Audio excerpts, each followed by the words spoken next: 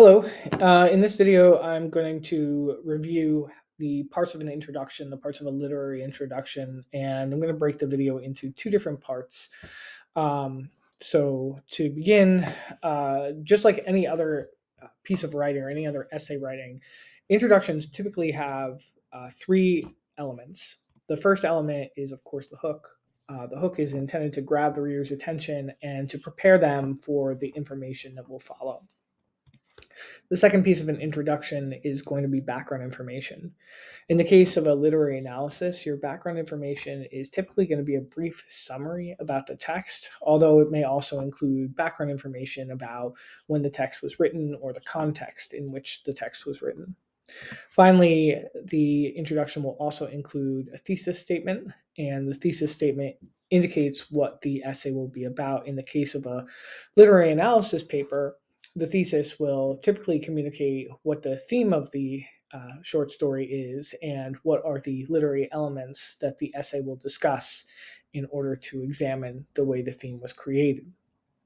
So let's go ahead and take a look at some examples.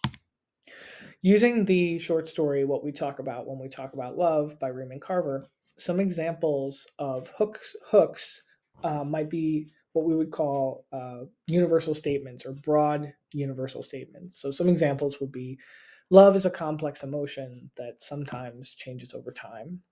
Another example would be, everyone experiences love differently. We can call these universal statements because they are sentences that more or less can apply to all people in all places in all times. The word love is reflective of the theme, or it's the topic, right, that will be explored through our theme statement. But notice that the text itself is not mentioned, none of the characters are mentioned, and that we're really just sort of at this level keeping these statements very broad. Another way you might choose to hook your reader is by leading with a quote from another famous author or with someone who is an authority or an expert on a subject. So in this case, according to Zora Neale Hurston, love makes your soul crawl out from its hiding place. Right? And so we can draw on that kind of beautiful language to hook our reader and prepare them for what's going to come next. Right. The next piece we're going to think about is background information.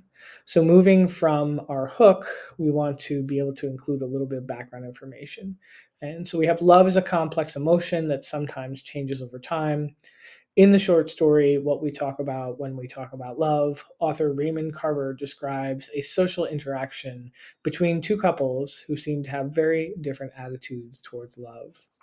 Notice that in this background information, we have listed the name of the story, we've listed the author, we've included one of those signal phrases, right, to tell us what the author is saying, and in this case, just a one-sentence synopsis of what the story is about. Here's another example.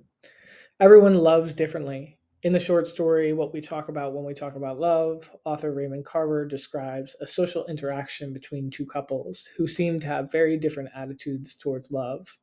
Mel, a cardiologist, describes loves his second wife, Terry. However, he also seems bitter toward the very idea of love. Nick, Mel's good friend, loves his wife, Laura, but their love is somewhat superficial. Notice in the second example, we've still named the author and the title of the work. We've still included a signal phrase, but this time our background information is a little bit more detailed. We've included a more detailed description or synopsis of what the story is about. Both of these are correct. I'm just showing you different ways that you might approach this. Typically, background information is going to be anywhere from 1 to 3 sentences. Okay. In the next video, we'll tackle the thesis statement using examples from the same text.